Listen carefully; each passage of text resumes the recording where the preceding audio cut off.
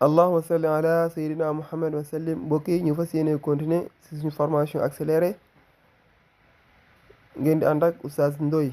ci cours en ligne cours arabe en ligne ñu fas yéene continuer alquranul karim ñoo ngi woon ci suratu zalzalati ñu ngi woon taxaw ci aya 5 léegi ñu fas yéene continuer bismillah yawma izin yasduru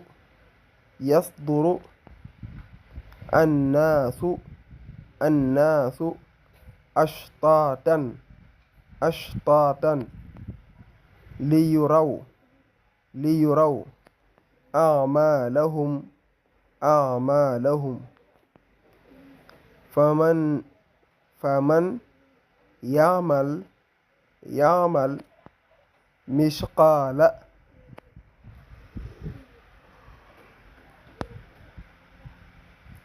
misqaala zarratin xayran yarahu waman ya'mal misqaala zarratin sarran yarahu mbokk yi kon saar wi jeex na ñu jaarat si comme ni ngeen ko war a mokkale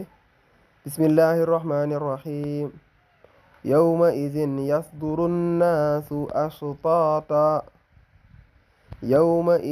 yasduru nnaasu ashtatan liyuraw a'malahum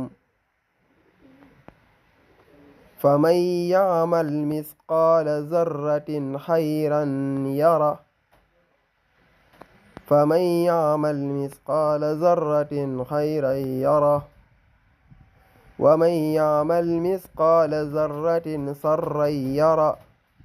waman ya'mal misqaala zarratin sharran yara soo koy jàng nag bu leen fàtte di génne waale shadda yi comme naas shadda bi nekk ci naa bi nii da ngay wax yasdurun naasu loolu defoon nañ ci leçon yi passé su dee ànd ngeen ak ñun ci formation accélérée ci lire arabe bi yooyu yëpp expliqué shadda yi expliqué nañ ko ci léegi tamit yaa bi tamit bu leen ko fàtte di ko génne waale comme tajwid bi doo wax fa man yaamal non dangay wax fa may yaamal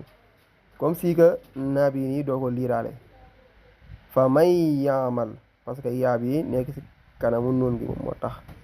tajwid bi faaw ngeen koy jàngale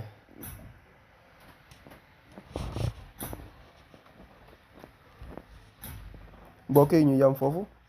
allahumma salli ala sayyidina muhammad wa sallim di sàkku si yéen rek ngeen commencé isal commencement bi lépp ngeen tari ko